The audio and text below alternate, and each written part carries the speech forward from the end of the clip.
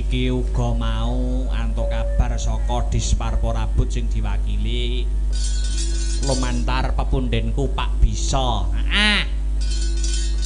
Ya kuwi perwakilan saka Nganjuk. Oh ya. Iki Raka-Raki iki berhasil menjadi wakil 2 Raka Jawa Timur 2020. Oh ngono. Iki entuk kabar lumantar WhatsApp. Oh ya. Ya iki Kang Mas Elvan. Oh, iki Kang Mas Nganjuk angkatan 2015. Oh ya. Iki wis berhasil menjadi wakil 2 Raka ning Jawa Timur, tingkat provinsi. Tahun 2020 hebat luar biasa. Dasare ya patut dibanggakan. Ora mung pemuda-pemuda ning Kabupaten Nganjuk, ning dasare Kabupaten Nganjuk dhewe iki ya wis mulai terangkat wis mulai terangkat. Baik dari sektor pembangunan, baik dari sektor pariwisata, ya iki wis lumadi kanthi becik, lumadi kanthi apik. Oh ngono. Iki sing jenenge proses terus step by step ya ning pasti. Oh ngono ya, Mak. Ya yang ngetokake dawuhmu ya muga-muga bisa memotivasi para pemuda-pemuda, para bocah nom-noman kang mapan ana ing Kabupaten Nganjuk supaya menggali potensi satemah bisa dadi pemuda sing berprestasi, bisa mengangkat nama Nganjuk supaya lebih maju dan berprestasi, maju dan bermartabat. Ya. Ya, ora usah dadak kesuwen, ya. Ora ngajak kancaku supaya ngancani awake dhewe ning panggung sapa? Sedulurku tuwa saka Blora Mas Lindro. Supaya munggah ana ing pepanggungan ngancani aku. Ngono. Supaya paring ular-ular, ya kuwi ana ing Ambal Warsa. Kang mapan ana ing SMP Negeri 1 Pace kene ulang tahun Mas. Monggo Mas Lindro iringane aja dipleroki bablaske praon. Oh ngono Mak. Ya, aja dipleroki. Monggo Mas Lindro minggah wonten ing pepanggungan. Ya.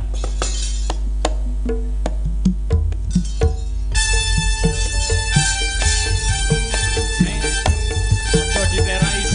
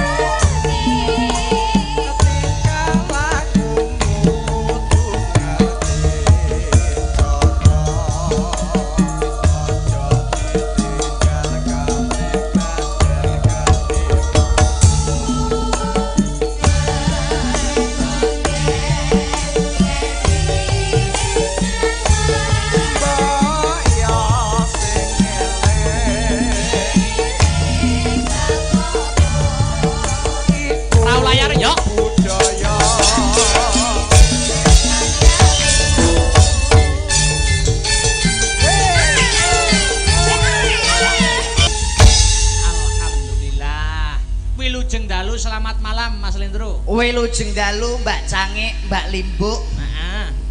Wah, luar biasa. Nggih pun biasa di luar. Pripun pawartosipun? Alhamdulillah sehat pikantuk pangestunipun dulur-dulur warga masyarakat Pace. Wabil khususon ibu guru sogo bapak kepala sekolah. Bapak Dr. Andes Maryanto.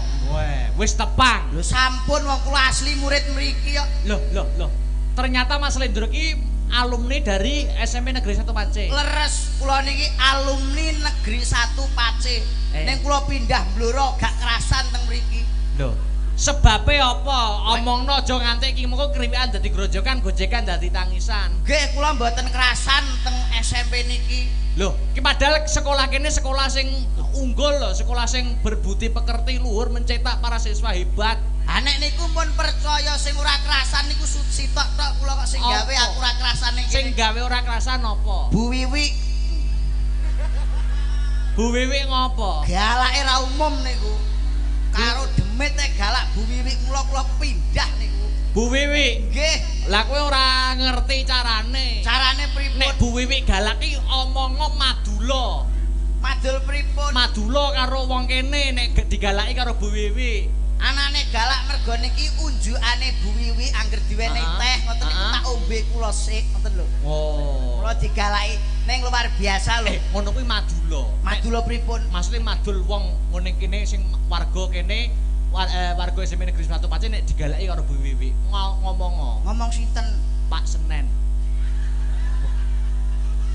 Omong Pak Senen. Heeh, dadi oh mboten usah kula mboten usah. Kula pun mboten wedi kalih Bu Wiwi mergo kula duwe dekengan teng mriki. Dulur kok duwe dekengan. Nek enek apa-apa mesti madul ning wong kuwi. Madul duwe backingan. Siapakah dia? Pak Hari. Wonge gedhi brengosen kaya Janaka. Bolak-balik takok orange mangan belas iki. Sapa? Pak Hari. Bolak-balik Mas Lendro nggih balik mara neh. Pun dereng Pak Kim bolak-balik niku ning ora menehi.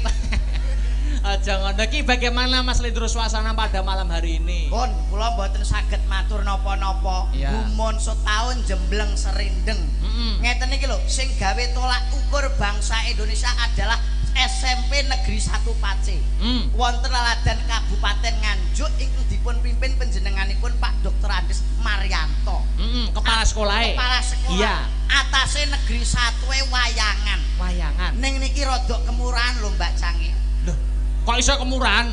Kajate setunggal menika tasyakuran mengeti 50 tahun hari ulang tahun emas SMP Negeri 1 Pacet. Betul. Sing kedua, ya, napa wau?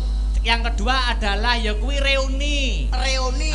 Yang menjadi alumni. Lah niki rak kemurahan to, kajate loro kok didadekne sitok. Kudune paling enggak iku reuninan ya dhewe, sekolah ya dhewe. Apa iki ku awake dhewe bayarane dobel pripun? Oh iya, heeh. Dadi cocok. Wah, ya gathuk pripun Pak Hari jenengan seksinipun lho. Mas aku kok.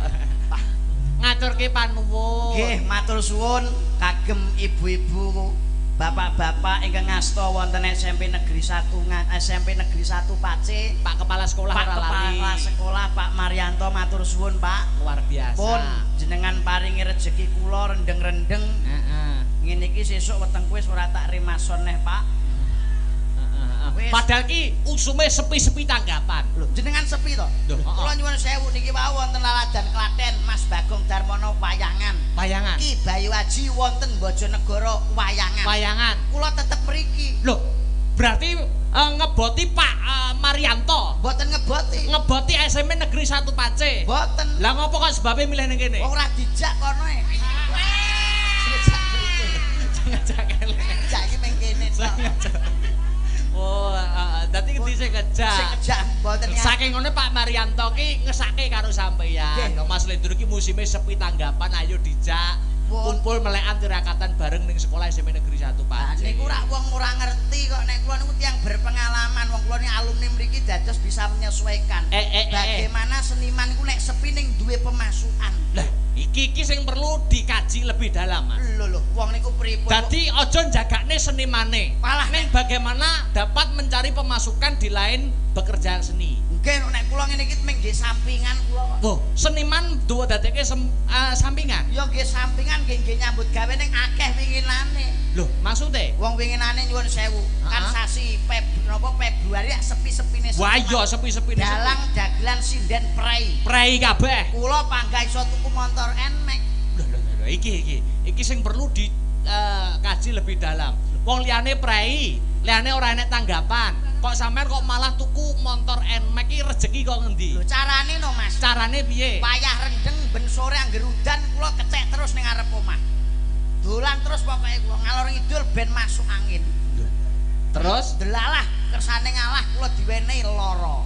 Lorone apa? Masuk angin kula. Masuk angin dikeroki jane mari moh kula wong dagelan lara kok trimo dikeroki ditukokne obat toko. Mboten kula. Lho, lah akalmu masuk angin sampean ngopo? Tak gawe ning gone puskesmas. Oh. Puskesmas BPJS gratis nomor 1 AC. Tanggaku ku do tilik, bendina iku wong 3 wong 4 ninggali 50-50. Niliki ninggali 50-50. Jane dokter rong dina kon mulih aku Mo. Tak gawe 12 dina. 12 dina. Akhire entuk 12 dina mulih bar tanggaku do tilik tak total itu 6.300.000. BPJS bikin pasien jadi sugih. Wow. Bayarin ning 100 nomor 1. Pun kula delalah kok res-resen, gang 3 dina res-resen. Maune ning gone puskesmas tak undakne. Tak gawe ning gone rumah sakit. Tanggaku tilik numpak bis, numpak truk, enek wong swidak bendina niku wong desa gedhe, seniman kacaku niliki yo ninggali 100, ninggali 50. Bar loro tak total untuk 26 yuta. Sakniki tak tukokno Nmax. Sampean pengen loro apa piye? Apa yo? Untuk Nmax lho, loro. Hah? Loro penak lho. Entuk dhuwit direwangi loro. Penak sing penting rak loro entuk dhuwit. Lah timbang dalang iki diakali pakmu terus. Sik, maksudnya piye? Maksudnya? Lah kok ora piye? Maksudnya piye? Alah yo. Maksudnya piye to? Maksudnya jelasno to. Kamu bisa menggelar harus bisa menggulung. Leres niku omongane kula niku lah sampean iki Mas yo sewengi melek dok trek sikilku ngantek pegel gegrem dengken. Paling sesuk kowe rampung dikeki 650. Pun, leres mboten niku. Mulah lu lara wae prospek niku. Terus kula mboten. Berarti pekerjaan utama loro. Loro. Seniman sampingan? Loro. Pekerjaan utama? Loro. Kowe pengen loro ra, Dik?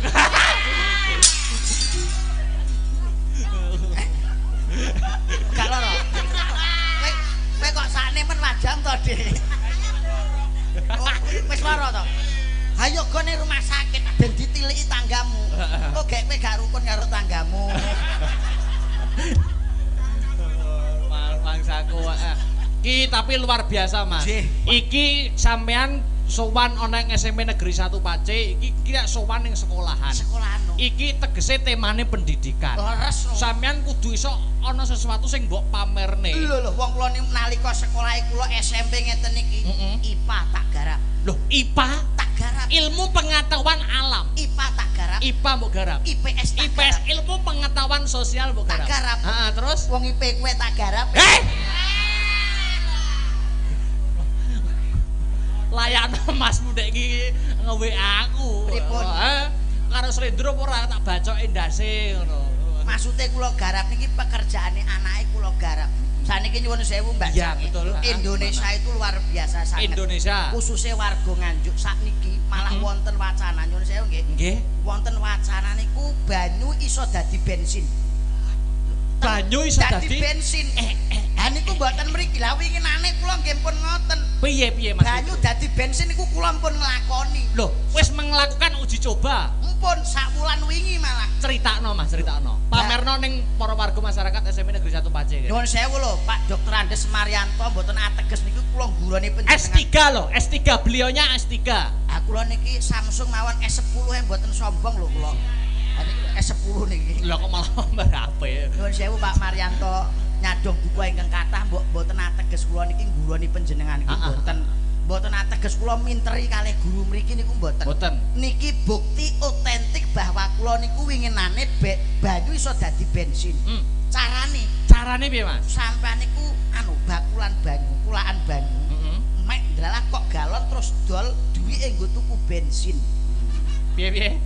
Mek banyu. Banyu niku lho bakul banyu isi ulang niku. Iya. Sampeyan dol untuk duit ditukokne bensin. Iku banyu iso dadi bensin. Sik to, aku omongan karo kowe malah puwekok ngono ta aku.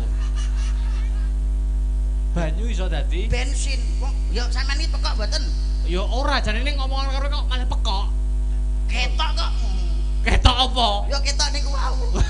Ya ora kok. Wong sampean iki nek nyoto-nyoto nyuwun sewu lho. Jenengan rak menika mahasiswa isi Surakarta. Padha-padha saking Solo. Lho, sampean. Kula guri RRI iki. Guri RRI ning ngene guyangan. Ditutup guyangan. Oh, lah RRI. Sing ngarep ditutup sing guri jek. Oh.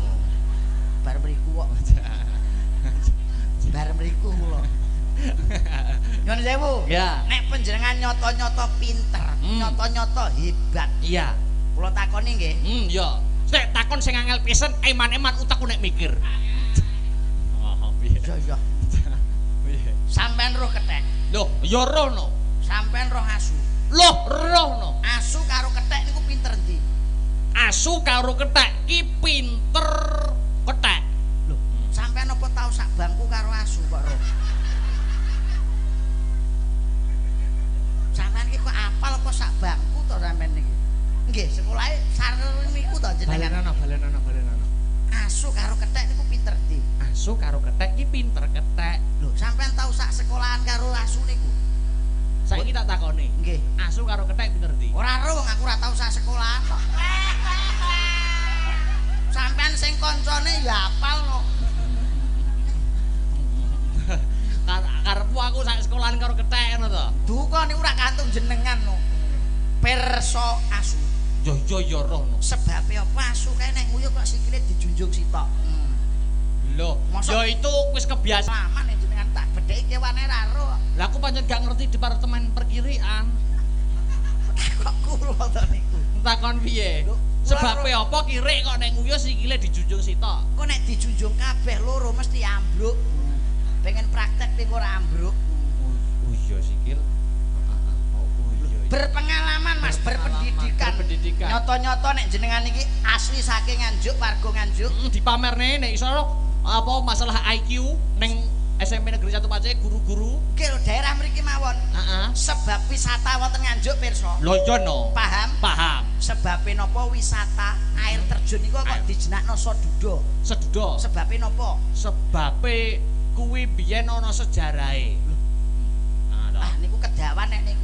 Kuwi taun 1900. Kuwi biyen jaman Sawung Laga. Cara HP no rame jaman Diah Fafa, biyen jaman Ida Laila dan zamane. Lah piye? Ora berpengalaman. Ora paham sampean iki. Lah piye? Ora ngerti sebabe napa niku air terjun kok dijenakne Sodudo. Sebabe apa? Sebabe gampang nek kernet sopir. Kok iso lho? Kok nek dijenakne Sorondo angel omongane. Mula dijenakne Sodudo. Ora nek Sorondo. Oh, dudu karo rondo to. Nggih. Wah, apa enek pariwisata kok dudu karo rondo. Enek mboten. Ya ora enek kok. Sampean mikir cekak kok. Paling ora iki bedhekan iki sing berkualitas, sing guru-guru kene matkul upane matematika apa bahasa daerah, bahasa Inggris, pengetahuan sosial paham IPS roh. Lho iya no. Presiden Afghanistan sapa jenenge? Ora roh mumung barok tok kok. Ya ora? Iya. Gak paham niki ora pengalaman. Ora ngerti. Heeh. Presiden Inggris gak pengalaman. Mudin Pacé kene gak ero. Lah hubungane IPS karo Mudin iki lho apa? Lho, niki pengetahuan sosial lho Mas, sejarah lho. Mudin Jepang ora pengalaman, ora berpendidikan. Masa Jepang ana Mudine? Lho eneng no. Lurah Hongkong ora pengalaman, cah bingung ngene iki. Padha-padha ndagel karo ngene ra SDM-e dhuwur angel iki. Desa mawon nggih sing gampang-gampang. Desa wae. Telek sapi jenenge apa, Mas? Lencung. Telek sapi. Lencung. Telek sapi. Letong. Telek pitik. Lencung. Telek wedhus. Serindil. Sampeyan iki nek telek kok apal nek presiden ora apal apa sampeyan iki sing dipikir mung telek tok to? Saiki tak bedheki. Kowe mau ngrebuk masalah telek. Nek kowe mlaku ning totokan. Enek telek sakno. Iya, telek sakno. Enek telek kuwi dalan buntu, sampean mara ning gang buntu enek telek sakno. Sampean balik apa tetep ning kono? Apike piye? Lho.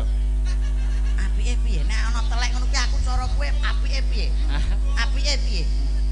Apike yo balik. Lah, ora balik kok baron ning kono wedi nek dijukuk wong to telekmu mau. Heh. Ora nek dijukuk wis to ngono wae ora sambung pikir. Tak omongi. Omong ngono sakarepmu. Telek. Mboten ngaten, pokoke kula ndedonga mawon mugi murid-murid wonten SMP Negeri 1 mencetuskan sebagai generasi bangsa yang hebat-hebat, sebagai mahasiswa-mahasiswi yang apa yang ditujukan, yang dicita-citakan selalu tercapai. Panjenenganipun Pak Maryanto matur suwun. Komite segalanya dan segala ibu guru, bapak guru ingkang ngasta wonten SMP Negeri Nganjuk. Mugi-mugi pun paringi yuswa ingkang panjang, rejeki ingkang kathah, ingkang barokah lumeber warga masyarakat Pace. Mugi-mugi anggenipun merdamel pun paring rejeki kathah. Amin Allahumma. Amin. Ingkang kagungan putra mugi-mugi dados ingkang soleh lan solehah, ugi semanten bakul-bakul ingkang dalu punika wonten acara menika katuturan laris sedaya, ugi sedaya kanca-kanca yoga lan kanca-kanca dalang mugi-mugi laris sedaya. Semanten ugi kanca-kanca yoga, kanca-kanca dalang, kanca-kanca kula laris sedaya. Amin Allahumma. Amin. Wis kaya mudin ro. Wah, wis kaya mudin tenan, mudin tenan. Mudin Jepang. Mudin Jepang. Jepang kok mudin. Mbak Cangik, iya ngadong duka ingkang kathah dalu punika ingkang nderek sowan sinten kemawon. Lho, iya ana bintang tamu yang sudah ditunggu-tunggu masyarakat ana ing Pace. Khususnya keluarga besar SMP Negeri 1 Pace. Nggih. Dik Niken Salindri uga kepareng sowan ana ing SMP Negeri 1 Pace. Cocok lho diaturi aturan minggah ngoten. Heeh, ditajake ya. Oke. Ayo tang tak. Ya. Ya.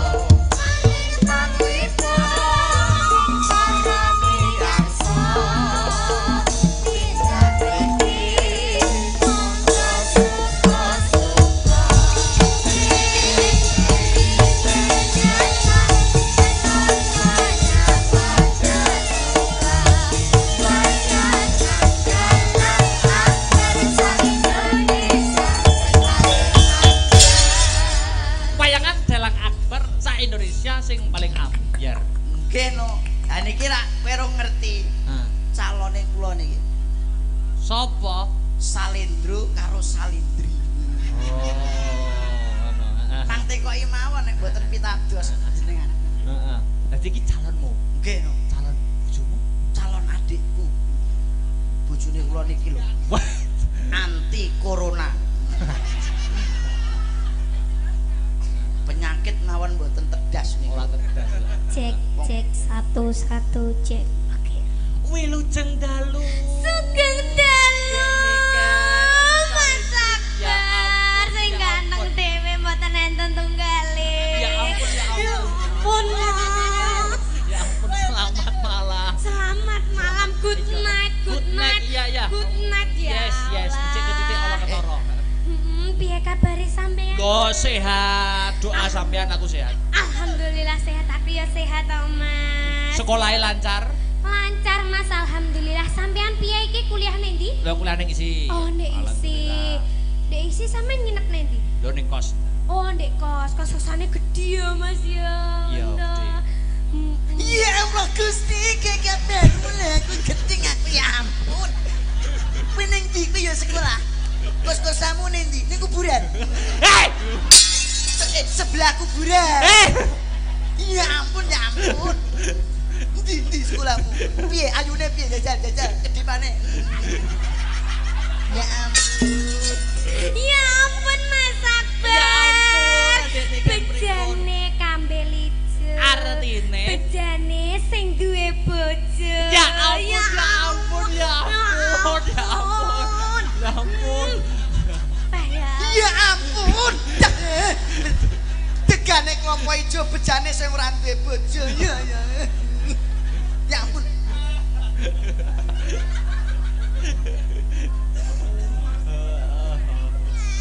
Saya komentar Bu Parsinong. Komentar niku pripun? Kok ketoke mesra niku sinten jane? Lah kula mbon digendeng-gendeng kalih niku. Wah, niki ngoni-ngoni jenengan. Cek. Oh, ya Allah. Kowe omonganmu ra enak. Sedikit bicara sengak di telinga. Maksudnya ngoni-ngoni ku napa ta? Ayo ngoni-ngon aku mbok anggap kirikmu to. Mboten. Mboten ta. Kirike gawe. Maksudnya ngoni-ngoni gandengan dolan. Wis ora kirik dereng pirsa. Dereng. Pundi ta kirike? Pirsa kirik dereng. Dereng. Kirikne gaene ngeleti. Masa. Karena aku ngoni-ngonmu gek kowe tak ngeleti ngene terus. Raturan. Inggih, Mas. Niki sowan wonten ing SMP Negeri 1 Pacet. Oh, nggih, didongakne nggih, Mas nggih. Heeh, didongane ndang paring ular-ular ayo. Kagem murite. Semoga bisa menjunjung nama baik sekolah, bangsa dan negara. Amin. Ugi matur suwun kagem SMP 1 kalian Bapak Mariono nggih. Walah, Sapa? oh iya. Marianto. Oh, Marianto, kleru. Marianto. Saruku ki ya Mariono ki lek bakul pentol e omahku. Makane tak eling-eling pokoke Ya. ngarep-ngarepe M. Jane ya isih enom to mrip apa iki kupinge katarak. Pak Marianto. Pak Marianto, nggih didongakne kagem Pak Marianto. Mugi-mugi panjang umur, sehat selamat wilujeng. Amin. Amin ya rabbal alamin. Kowe iki jane pola apa gatelen to kok polahmu? Polahmu lho ngene-ngene. Aku ki ndongakne. Antungane mbok cah wedok iki biasa ngenang ngene. Yo bene saking semangatku. aku Totalitas kok, di Dik, sini, ya? Totalitas. Totalitas ya totalitas lah iki sesuk totalane piye ya ora roh kok kowe. Muni totalitas wae. Pak Marianto napa kersa teng mriki nggih mboten napa-napa lho. Kersa banget no. Kersa banget iki sudah dikonsep pancen Pak Marianto. Katuran mriki. Oh iya no. Ah, monggo no. Ngono. Ya monggo Pak Marianto. Tepuk tangan ayo disempoti terus tentang Produk. Oh iya. Oh iya.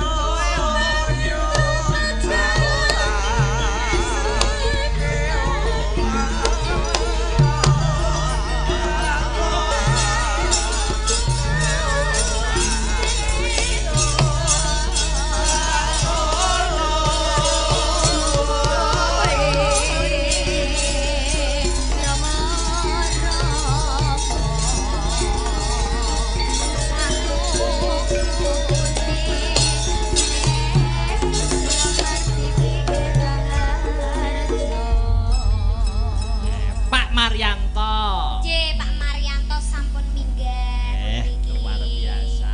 Nggih, Pak Marianto, asmanipun Marianto. Marang sapa ora beda-bedakne piyambakipun bahkan berpendidikan atau tidak, selalu dicedhaki dan selalu silaturahmi. Dirangkul podo. Dirangkul podo. Yang dipentingkan bukan kepentingan pribadi tapi kepentingan umum. Tumata nggone ngasta ning nggone SMP Negeri 1 Nganjuk. Pace. Pace Nganjuk. Pace Nganjuk, Kabupaten Nganjuk. Iya. Diajeng garwanipun Kakang Diajeng Niken Salindri. Turuk. Loh, ngejak ketoprakan lho sampean. Sampeyan dadi apa? Sampeyan dadi apa? Aku dadi bojomu kowe Roro Jonggrang. Oh iya. Dromo. Sapa kae jenenge bojone Roro Jonggrang? Ora juga apa? Bandung Gombowoso. Bondowoso. Roro Jonggrang. Aku tresno sliramu Roro Jonggrang, donya ora ana sliramu. Jagat ora ana papat mung sliramu, donya ora ana 5 mung 1 kowe Roro Jonggrang. Aku tresno karo kowe. Jonggrang, aku tresno kowe Jonggrang.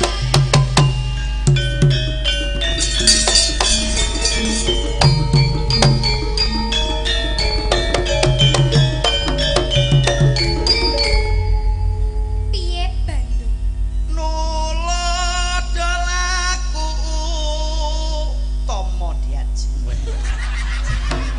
Piye to sampeyan iki nolodolaku utama kudune ngono. Aku ora utama blas ya, aku slendro. Wah, bener. Ayo. Iya, wis. Diajeng Jonggrang. Piye Bandung? Sliramu gelem karo aku, kowe njaluk apa bakal tak turuti lamun kowe njaluk duit sepeda motor. Wis milih brosure ana. Ora sudi Bandung. Sudiyo.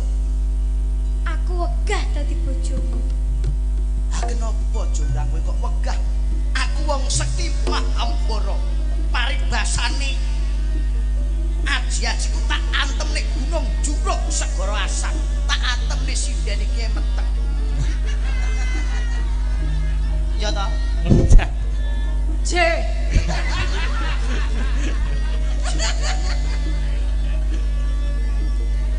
Aku gelem dadi bojomu.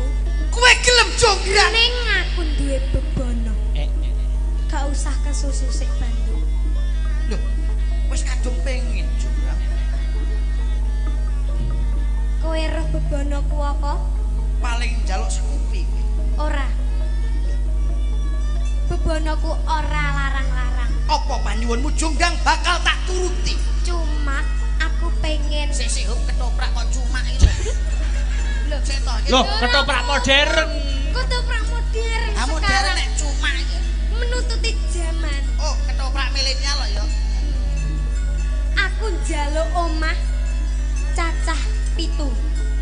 Omah gede istana. Barno mobil Lamborghini 3. Terus sawahe 3 hektar.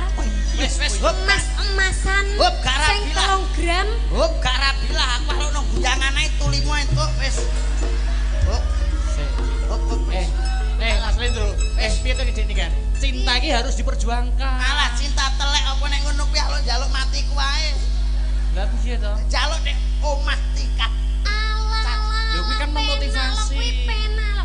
Garek sampean wong aku wae kos kok sik to garek ngedol ginjel ngono tok paling ya wis keturutan kabeh. Wah, Piye? bener. sik to aku kok mbokon lah aku nek pengen aku mbokon adol ginjel ya aku culiken culiken aku Mah, sampean tak culik tapi sampean tak kon nganu. apa wis Tak kon manut aku nganu. Tak kon dadi ngono-ngono. Gelem. Gelem. Tak kei nggone kandang sapi. Gelem. Gelem. wiro sapi ra Ero. wiro wedhus ra Ero. sebabnya apa wedhus kaya ambune kok ora enak ayo sebabnya Ya apa emang takdire ngono. Ya kewan ambune ora enak. ora menggunakan aki Mergo dhek rong adus. dudu Mergo ora parfuman. salah sebabnya apa wedhus kae kok ambune ora enak Terus mergo keleke papat wong keleke loro iki ora enak kok nek ngono tapi lo wedhus lo keleke lo. Sampeyan apa tau ngambu kelek wedhus? papat yo mbah yo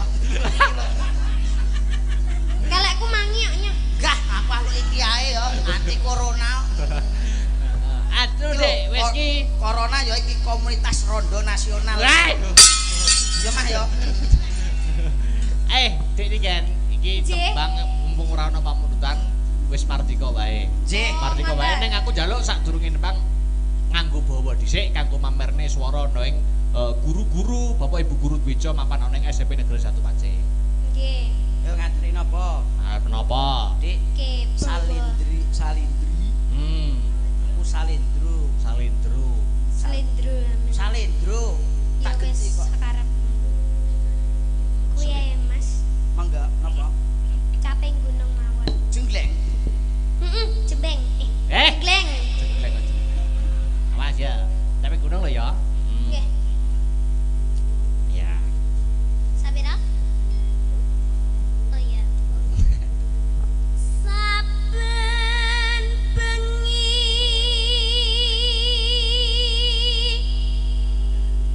nyawa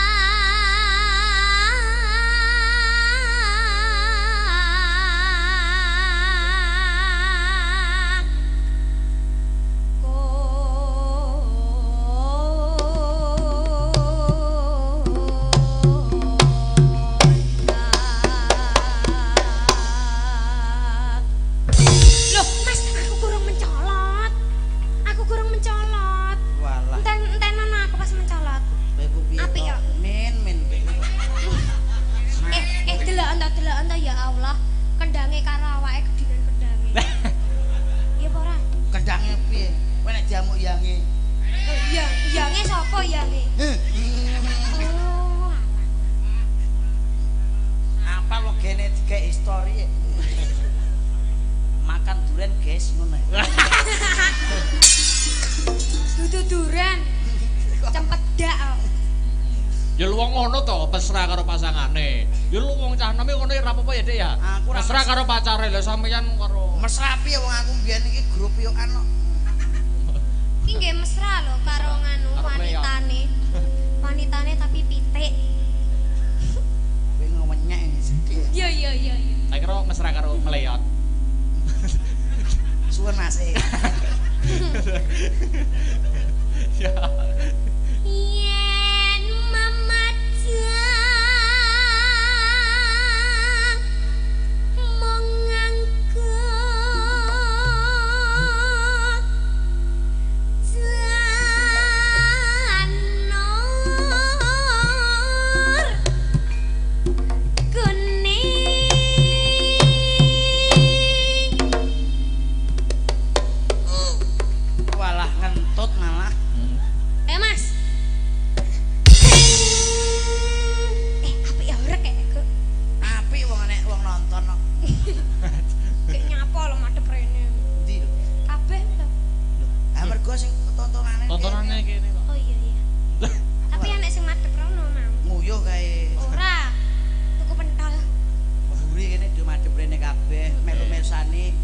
layar lebar di belakang. Oh iya, banyak. layar lebar. Karena di depan gak kamot.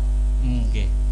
Enggak muat. Gak muat. Matur suwun partisipasinya warga Pacé Kulon. Amin. Monggo.